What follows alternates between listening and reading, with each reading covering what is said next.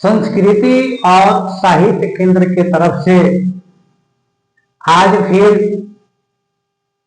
जीव प्रसाद के तरफ से सभी साथियों का नमस्कार है और सभी विद्यार्थियों का शुभ आशीर्वाद है।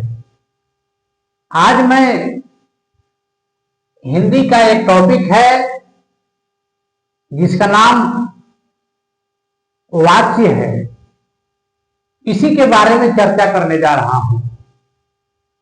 वाच्य को हम लोग इंग्लिश में वॉइस कहते हैं। इंग्लिश ग्रामर में भी वॉइस पढ़ने को मिलता है। आइए हम लोग समझते हैं कि वॉइस क्या होता है, वाच्य क्या होता है। यहां पर लिखा हुआ है कि कर्ता कर्म और भाव के अनुसार क्रिया के रूप में परिवर्तन को वाच्य कहते हैं। कभी कभी हम लोग हिंदी के वाक्य में देखते हैं कि क्रिया कभी कर्ता के लिंग वचन और पुरुष के अनुसार होती है, कभी कर्म के लिंग पुरुष और वचन के अनुसार होती है। जो क्रिया के रूप में परिवर्तन होता है हम लोग उसी को वाच्य कहते हैं। वाच्य हिंदी में हम लोग 3 प्रकार से पढ़ते हैं। इंग्लिश में तो ऐसे हम लोग 2 प्रकार के पढ़ते हैं, एक्टिव वॉइस और पैसिव वॉइस, लेकिन हिंदी में 3 प्रकार के वाच्य को पढ़ा जाता है। पहला है कर्तृवाच्य, जिसको हम लोग इंग्लिश में एक्टिव वॉइस कहते हैं। दूसरा है कर्मवाच्य, जिसको हम लोग इंग्लिश में पैसिव वॉइस कहते हैं। और तीसरा है भाववाच्य, जिसको हम लोग इंग्लिश में इम्पर्सनल वॉइस कहते हैं। आइए समझते हैं कर्तृवाच्य, कर्मवाच्य और भाववाच्य के बारे में। यहां पर कर्तृवाच्य के बारे में लिखा गया है कि जब क्रिया कर्ता के लिंग वचन और पुरुष के अनुसार होती है, जब क्रिया कर्ता के लिंग वचन और पुरुष के अनुसार होती है तब उसे कर्तृवाच्य में समझा जाता है। यानी कि क्रिया जब कर्ता के अनुसार होगी, उसके वचन के अनुसार होगी, उसके लिंग के अनुसार होगी, उसके पुरुष के अनुसार होगी, तब उस क्रिया को हम लोग कर्तृवाच्य में कहेंगे, समझेंगे। जैसे कि राम आम खाता है, यहां पर देखिए कर्ता राम है, आम खाने का काम राम करता है, और राम एक लड़का है, पुरुष है, और अन्य पुरुष के एक वचन में है और पुल्लिंग में है। तो यहां पर जो क्रिया खाता है लिखा हुआ है, यानी कि खाना से खाता है बना है, तो ये खाता है पुरुष है, पुल्लिंग में है। अगर खाती कर दिया जाएगा तो स्त्रीलिंग बन जाएगा, लेकिन यहां पर राम पुरुष है इसलिए खाता है लिखा हुआ है। उसी प्रकार से मैं पुस्तक पढ़ता हूं, मैं पुस्तक पढ़ता हूं, मैं उत्तम पुरुष का एक वचन का सर्वनाम है, और मैं के साथ जो सहायक क्रिया होती है, देखिए यहां पर हूं और मैं पुरुष के लिए लिखा गया है, इसलिए यहां पर पढ़ता हूं लिखा है। वे लोग घर जा रहे हैं, वे लोग अन्य पुरुष के बहुवचन में है और पुरुष के लिए है, इसीलिए यहां पर रहे हैं लिखा हुआ है। हाय पर जब बिंदु होता है तो हम लोगों को समझना चाहिए कि काम करने वाला एक से अधिक है, बहुवचन में है। वह भात पकाती है, यहां पर देखिए पकाती है, भात पकाने वाली वह है, स्त्रीलिंग है, इसीलिए यहां पर पकाती है लिखा हुआ है। अगर पकाता है लिखा जाएगा तो वाक्य गलत हो जाएगा। आइए कर्मवाच्य के बारे में समझते हैं। जब क्रिया कर्म की लिंग वचन और पुरुष के अनुसार होती है, जैसे कि इसमें राम आम खाता है तो राम करता हुआ, लेकिन आम खाता है तो किसको खाता है? राम जो खाता है तो किसको खाता है? तो आम को खाता है। यानी कि खाना क्रिया का प्रभाव आम पर पड़ रहा है, इसलिए इसमें आम जो हुआ कर्म हुआ। इसी प्रकार से यहां पर समझिए कर्मवाच्य जब क्रिया कर्म के लिंग वचन और पुरुष के अनुसार होती है तब उसे कर्मवाच्य में समझा जाता है। आइए समझते हैं एग्जाम्पल के माध्यम से।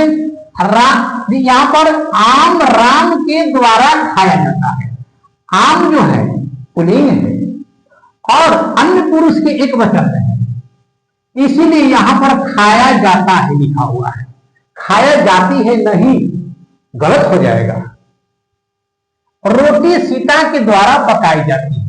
देखिए यहां पर रोटी जो है कर्म है और ये हमारा कर्मवाची में कर्ता के काम कर रही है, लेकिन यही जो है कर्तरीवाची में कर्म का काम करेगी। रोटी सीता के द्वारा पकाई जाती है। रोटी स्त्रीलिंग है, इसीलिए यहां पर पकाई जाती है लिखा हुआ है। पकाया जाता है लिखेंगे तो गलत हो जाएगा। तुम मेरे द्वारा मदद, तुम मेरे द्वारा यहां पर मदद नहीं होगा, पीटे जाते हो। तुम मेरे द्वारा पीटे जाते हो। यहां पर देखिए तुम मेरे द्वारा पीटे जाते हो। तुम जो है मध्यम पुरुष का बहुवचन का है। तू जो होता है मध्यम पुरुष का एक वचन में होता है हिंदी के लिए। तुम मेरे द्वारा पीटे जाते हो, इसको जरा यहां पर सटा करके लिख देते हैं, अच्छा लगेगा। तुम मेरे द्वारा पीटे जाते हो।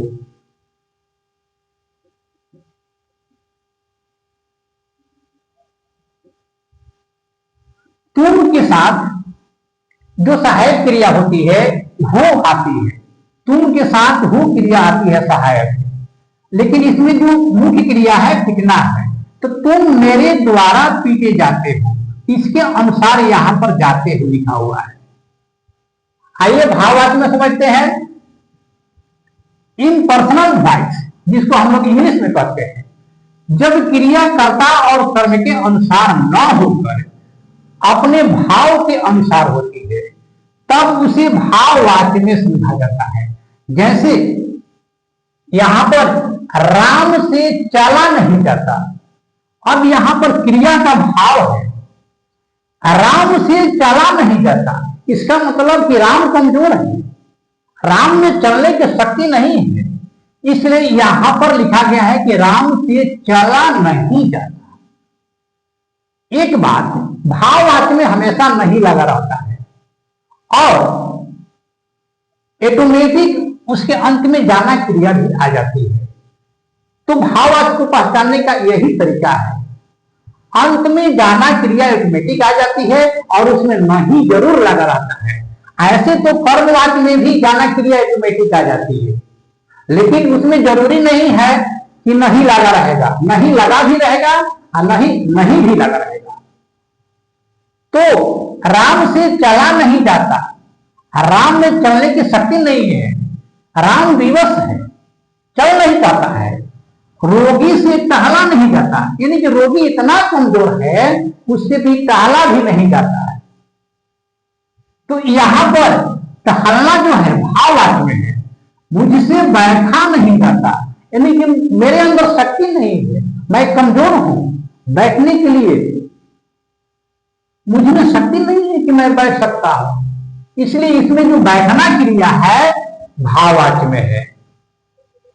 यहां पर नोट में मैंने कुछ लिखा है कि भाववाच्य में अकर्मक क्रियाओं का प्रयोग होता है।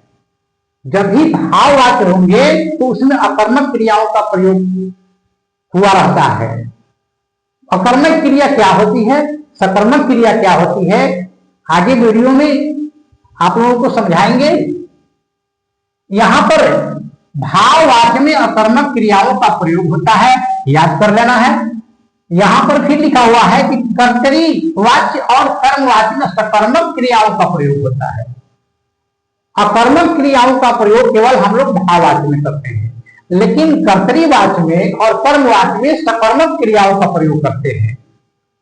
यहां पर कर्तरीवाच्य जो होता है कर्ता के अनुसार होता है, कर्मवाच्य कर्म के अनुसार होता है, भाववाच्य क्रिया के भाव के अनुसार होती है। यहां पर देखिए भाववाच्य में क्रिया हमेशा अन्य पुरुष के एक वचन में और पुल्लिंग में रहती है। जैसे कि भाववाच्य के उदाहरण को देखिए, यहां पर लिखा हुआ है राम से चला नहीं जाता। देखिए, जाता पुल्लिंग का बोध करा रहा है। सीता से चला नहीं जाता, सीता तो स्त्रीलिंग है, लेकिन अंत में जाता यानी कि पुल्लिंग का अर्थ दे रहा है। उसी तरह से रेखा से हंसा नहीं जाता, हंसी नहीं जाता गलत हो जाएगा, हंसा नहीं जाता, इसलिए रेखा से हंसा नहीं जाता। तो इस प्रकार से आज मैंने वाक्य के बारे में आप लोगों को अपने अनुभव के अनुसार बतलाया। अगर आप लोग इसे